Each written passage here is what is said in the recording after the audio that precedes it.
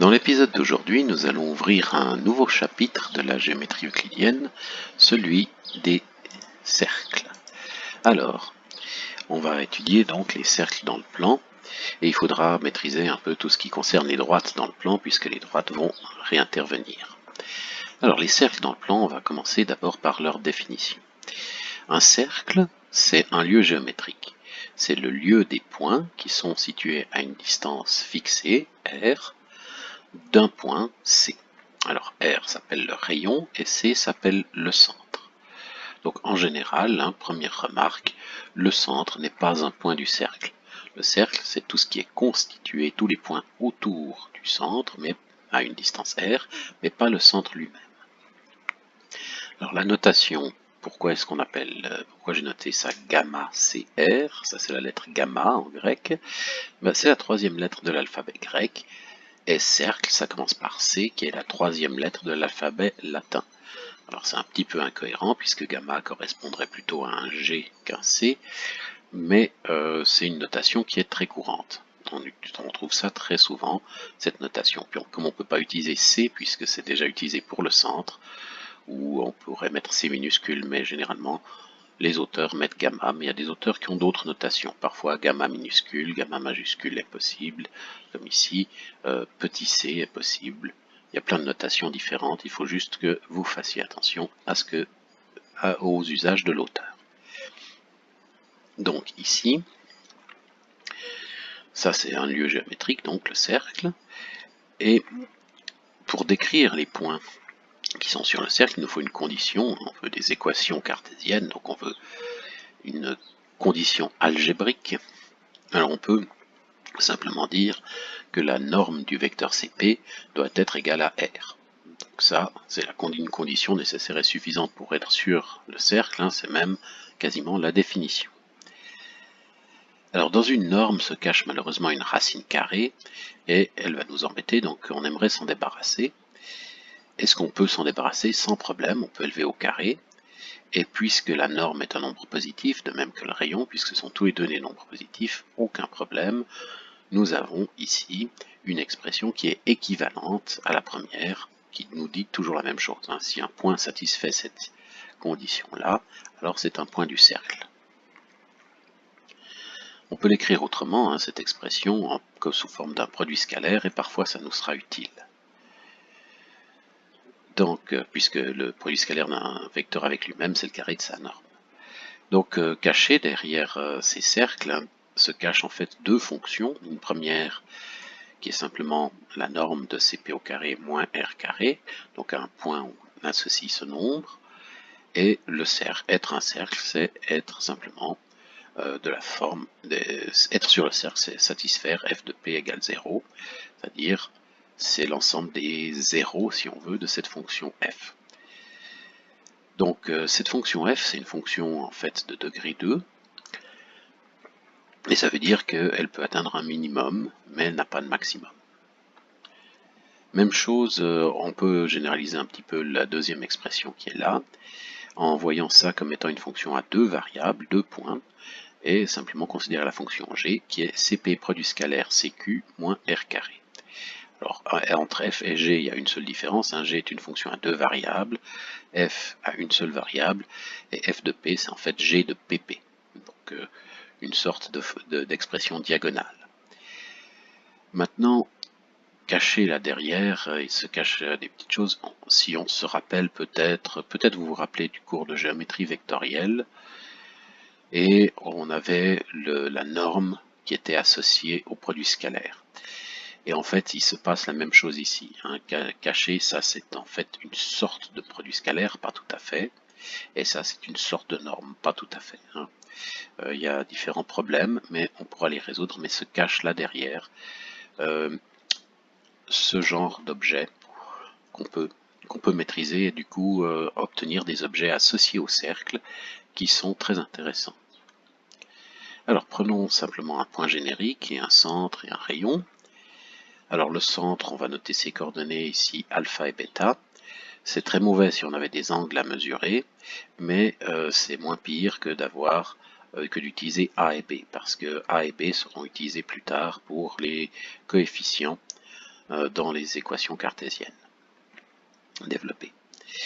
Donc ici j'ai choisi de noter alpha et bêta les coordonnées du centre, mais on peut l'appeler Cx, Cy, C1, C2, ce qu'on veut. On peut mettre n'importe quoi à la place, il suffit d'être cohérent, ça dépend du problème. On peut changer les notations en cours de route, pourvu qu'on soit explicite. Donc on prend un centre, un rayon, un point générique, donc le vecteur CP c'est x moins alpha, y moins bêta, et la condition serait écrite x moins alpha au carré plus y moins bêta au carré égale r carré. Ça c'est ici le carré de la norme de CP, si on n'avait pas pris le carré on aurait une racine ici. Donc on prend le carré de la norme de CP et ça doit être égal à r carré. Cette équation-là, une équation algébrique, une expression algébrique tout à fait correcte, c'est une équation qu'on dit canonique, c'est l'équation cartésienne canonique du cercle. Pourquoi canonique? Parce qu'il n'y a qu'une seule façon de l'écrire, ça c'est déjà pas mal. Et surtout, elle est très gentille, elle nous donne les coordonnées du centre, les coordonnées sont explicites quand on voit une équation de cette forme, et le rayon au carré explicitement aussi. Donc ce genre d'expression est extrêmement utile. Maintenant, la plupart du temps, c'est clair qu'on pourrait développer ça. On ne voit pas souvent une expression sous cette forme. On voit souvent des expressions factorisées ou des expressions développées, et celle-ci n'est ni l'un ni l'autre, donc on rencontrera souvent la forme développée. La forme développée s'obtient puisque x moins alpha au carré c'est x carré moins 2 alpha x plus alpha carré, x carré moins 2 alpha x plus alpha carré, y moins b au carré c'est y carré moins 2by plus bêta carré, puis moins r carré pour obtenir le égal 0. Donc ça c'est la forme cartésienne développée. Ces deux formes coexistent, sont tout aussi valables l'une que l'autre, et selon les problèmes, la deuxième peut être plus intéressante. Alors pour ce cercle qui est ici, il a un centre 17, 9, voilà, donc son équation canonique c'est cette expression-là, et son équation cartésienne développée c'est celle-ci. Je vous laisse faire les calculs si jamais. Pour un point ici, le point 21, 12, on obtient donc, on peut vérifier, le point est bien un point du cercle, sans difficulté, il satisfait les deux types d'équations sans problème. On peut changer le centre, on peut changer le rayon, pardon. Voilà, mais on ne peut pas prendre un rayon trop petit, là c'est un point ici qu'on obtient. Donc il faut prendre un rayon strictement positif, sans ça c'est un point. Et puis, je vais m'afficher la grille parce que ce sera plus facile. Voilà, on peut prendre un point quelconque, ici, un autre, un autre. Puis à chaque fois, vous pouvez vérifier les calculs, mettre sur pause et vérifier. Voilà, ce seront tous des points du cercle. Changeons de rayon. Prenons un rayon 4 par exemple. Voilà, prenons un rayon égal à 4. Voilà donc pour ce point particulier ce que ça donne. On peut changer le centre. Pas de problème. Donc voilà, on obtient ici nos expressions canoniques et développées de ces cercles. Quelques exemples, voici donc des exemples d'équations canoniques et développées associées à des centres et des rayons définis, ici. Je vous laisse mettre sur pause et vérifier que les calculs sont justes. Et on peut faire quelques remarques. La première, d'abord, c'est qu'il y a un changement de signe qui intervient et qui est source d'erreur. Quand on va trop vite, parfois on oublie ce petit détail. Prenons par exemple la dernière équation, regardez, le centre c'est moins 1, moins 2, mais dans l'expression canonique, on voit x plus 1 et y plus 2. Alors prenons une équation au hasard, par exemple la troisième avant la fin, x plus 1 au carré plus y moins 2 au carré égale 9. De ça, on déduit que le centre c'est moins 1 plus 2. Moins 1, 2. Ça doit être les coordonnées du centre. Et c'est le cas, c'était bien lui. Puis là, on trouve le carré du rayon. Une seconde remarque, parce que là, si on prend la colonne des équations développées, en fait, on peut aussi repérer les coordonnées du centre. les coordonnées du centre sans problème. Alors prenons la même, tout à l'heure. Ici, x carré plus y carré plus 2x moins 4y moins 4 égale 0. On remarque que 2, c'est moins 2 fois moins 1, et que moins 4, c'est moins 2 fois moins 2. Donc, si on divise ces nombres par moins 2, on trouve les coordonnées du centre. Donc les termes de degré 1 nous donnent les coordonnées du centre. Prenons celle-ci, par exemple. X carré plus y carré plus 2x égale 0. Alors, c'est 2x plus 0y. Donc 2 divisé par moins 2, ça fait moins 1. Et 0 divisé par moins 2, ça fait 0. Et on trouve moins 1, 0 comme centre. C'est le cas, c'est bien moins 1, 0. Autre essai, prenons celui-ci. Moins 2 divisé par moins 2, ça fait 1. Moins 4 divisé par moins 2, ça fait 2. 1, 2. Oui, c'est le centre du cercle. Donc, même avec l'équation développée, on peut tout de suite lire le centre du cercle, comme avec l'équation canonique. Pour le rayon, par contre, c'est plus dur. Vous voyez, les nombres qui sont là ne nous renseignent pas immédiatement sur ce qu'est le rayon. Alors, il y a des contre-exemples à ça. Tout n'est pas l'équation d'un cercle, même sous forme canonique. X carré plus y carré égale 0, ça n'est pas vraiment un cercle, c'est un point, c'est un cercle dégénéré si on veut. Et x carré plus y carré égale moins 1, c'est l'ensemble vide. Il n'y a aucun point dont la somme des carrés des composantes nous donne un nombre négatif. Des carrés, c'est positif. Donc, pour les équations canoniques, il y a des cas où on peut écrire n'importe quelle équation et en prenant au hasard, et on s'aperçoit, il y a certains cas où ça n'est pas un cercle. Alors ça, c'est facile à voir dans l'équation canonique, mais pour l'équation développée, c'est plus dur. Pour l'équation développée, on peut sans problème déterminer les coordonnées du centre, mais le rayon, c'est plus difficile. Et pourtant, le carré du rayon, c'est plus difficile. Mais le carré du rayon, c'est ce qui nous dit effectivement si oui ou non l'objet est un cercle. Donc il va falloir développer une méthode pour passer des équations développées aux équations canoniques, donc pour revenir en arrière. Et c'est ce qu'on va voir tout de suite. Alors, on va prendre une équation quelconque, une équation de degré 2 quelconque. Toutes les équations développées que nous voyons sont en fait des équations de degré 2. C'est-à-dire des sommes, enfin prenons un polynôme, disons, à deux variables et de degré 2, donc il va faire intervenir du x carré, du y carré, mais aussi du xy, du x, du y et des constantes. Ça, c'est un polynôme générique de degré 2 à deux variables. Donc ces polynômes-là, à quelles conditions ils nous donnent une équation d'un cercle. Donc on prend ici une équation de degré 2 quelconque, équation polynomiale de degré 2 quelconque, à quel cas c'est l'équation d'un cercle. Premièrement, il est absolument nécessaire que le terme xy disparaisse. On n'en veut pas. Il n'y a aucun moyen d'obtenir xy si c'est un cercle. Donc il faut que b ici soit nul. Deuxième condition, a et c. Toutes les équations développées de cercles que nous avons vues, et puis c'est très facile de s'en convaincre, si on revient en arrière, c'est toujours x carré, x plus quelque chose au carré, y plus quelque chose au carré, ça veut dire qu'on doit avoir x carré plus y carré comme expression. Donc on pourrait avoir le double de ça, quelqu'un aurait pu tout multiplier par 2 rien que pour embêter, mais il faut que les coefficients donc devant le x carré et le y carré soient les mêmes, ils doivent être égaux. Sans ça, ça ne va pas être l'équation d'un cercle. Et non seulement ça, mais ils doivent être non nuls aussi, si ça c'est plutôt une équation de droite. Donc il faut que A et C soient égaux et non nuls, et il faut que B soit nul. Sans ça, sans ces conditions-là, on n'a aucune chance d'en faire un cercle. Si, par contre, ça satisfait toutes ces conditions, alors à ce moment-là, on peut diviser par les coefficients devant les termes de degré 2, donc devant le x carré et y carré, devant les pures puissances, et on obtient x carré plus y carré plus un nombre fois x plus un nombre fois y plus un nombre. Pour que ce soit, si c'est l'équation d'un cercle, alors d' et i', qui sont ici, les coefficients des termes de degré 1, on sait que c'est moins le double des abscisses et ordonnées du centre. Donc on n'a qu'à les diviser par moins 2 et on obtient immédiatement les coordonnées du centre putatif, si on veut, présumé.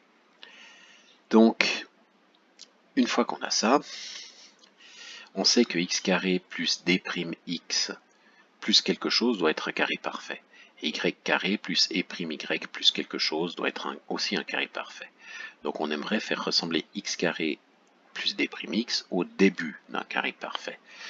Mais on sait lequel, hein, on sait que c'est bien sûr x moins alpha au carré, y moins bêta au carré. Alors développons-le, x moins alpha au carré, ça nous fait x carré moins 2 alpha x plus alpha carré, y moins bêta au carré, y carré moins 2 bêta y plus bêta carré. On a bon espoir, hein, parce que ça, moins 2 alpha, c'est d', moins 2 bêta, c'est e'. Donc on a bien x carré plus d' x, y carré plus e' y. Et c'est eux qui nous intéressent. Donc on va soustraire alpha carré à bêta carré, on obtient ça. X carré plus d' x, c'est x moins alpha au carré, moins alpha carré. Et y carré plus e' y, c'est y moins bêta au carré, moins bêta carré. Hein, je rappelle, hein, on a fixé ce que était alpha bêta. Alpha bêta, alpha c'est moins d' sur 2, et bêta c'est moins e' sur 2. Alors on peut maintenant, grâce à ça, grâce à ces expressions qui sont ici, réécrire notre équation. Elle devient la chose suivante. X moins alpha au carré, plus y moins bêta au carré, plus notre f', lui qui n'a pas changé depuis un moment, moins alpha carré moins bêta carré, qui sont ceux-ci, hein, qu'il fallait introduire pour corriger le tir. Et puis maintenant tout ça, on peut le soustraire, hop, et on obtient une équation qui ressemble furieusement à une équation cartésienne canonique. On a les coordonnées du centre et le carré du rayon. Carré du rayon, il faut le dire vite, parce que ça, il faut vérifier que c'est strictement positif, sans ça on est embêté. Donc voilà notre critère. Et pour que ce soit un cercle, il faut que cette expression-là soit strictement positive. Alors, prenons des exemples. Hein. Là, on va commencer par l'équation nulle, rien que pour s'amuser. Donc ici, c'est une équation, voilà, c'est juste une équation qui a les 6 coefficients. Une équation générique de degré 2. On peut prendre n'importe quoi ici, hein. Pas de souci. Voilà. Je mets n'importe quoi pour ces nombres. Voilà. Voilà. Et bien maintenant, est-ce que ceci est l'équation d'un cercle? Bon, non, aucune chance. Ça n'est pas une équation de cercle déjà, parce qu'on nous dit A doit être égal à C. Hein, sans ça, c'est pas un cercle. B doit être nul, sans ça, c'est pas un cercle. Et A et C doivent être non nuls. Sans ça, c'est pas un cercle. Donc, prenons d'abord A égale C. Voilà. Mais là, B est non nul. Bon, alors prenons B nul. Ah, ça a l'air déjà de ressembler à une équation de cercle. Plus gentil. Mais remarquez juste, hein, si on met tout égal à 0, qu'est-ce qui se passe? Ok, bah là, dans ce cas-là, j'ai mis les 3 premiers coefficients égaux à 0, puis je me rends compte que c'est pas une véritable expression de degré 2, donc l'objet est ici une droite. Mais on pourrait aussi avoir un objet vide. Hein, ici, c'est un objet vide, hein, c'est-à-dire tout est nul sauf le terme constant, donc on a 1,4 égale 0, l'objet est vide, ou même tout nul, et puis on aurait l'ensemble de tous les points. Hein. Donc ça, ce n'est pas très intéressant non plus. C'est pas un cercle, donc on peut avoir ces équations peuvent avoir plein de formes différentes, plein de cas pathologiques. Donc prenons maintenant. Alors on voulait A égale 2, A égale 5, C égale 5, voilà.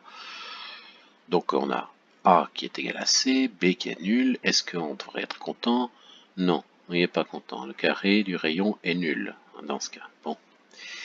Alors on va augmenter f. Ah, bon, on s'est trompé, il ne fallait pas augmenter f.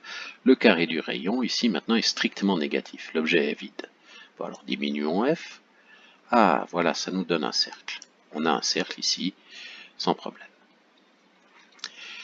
Donc, mais on va prendre peut-être A et C, tous les deux égaux à 1. Ce sera plus facile. On n'a pas tout le temps envie de diviser par eux. Prenons-les égaux à 1, voilà. Donc ici on a un cercle, on va pouvoir changer peut-être D et E. Alors prenons D égale 2 et E égale moins 4, voilà. Et ici on obtient pour ce choix-là, cette équation-là, ça nous donne donc un cercle, ici c'est le cercle de centre moins 1, 2, et de rayon racine de 10. Alors changeons peut-être un peu f. Hein. Ah tiens, on peut s'apercevoir, je peux prendre f égale 2,5, ça passe. Oh, ben là j'ai un point. Ça, là f est trop grand, et dans ce cas-là, on a juste un rayon nul. Si je baisse un peu ici, on s'aperçoit ici que l'objet est vide. Donc f, voilà, faire attention à ce qu'est f en fait. Dans certains cas, on obtient un rayon, des fois on obtient un objet vide, des fois on obtient un point, pas de souci. Voilà, puis on peut s'amuser avec ça et il n'y a pas de problème. Pardon, c'est passé que je dois changer. On peut s'amuser avec ça, il n'y a pas de problème. Ici, on a donc tous ces critères. Hein. Quand nos critères sont satisfaits, à ce moment-là, on obtient l'équation de cercle et il faut calculer, il faut déterminer les coordonnées. On peut changer un petit peu. Voilà.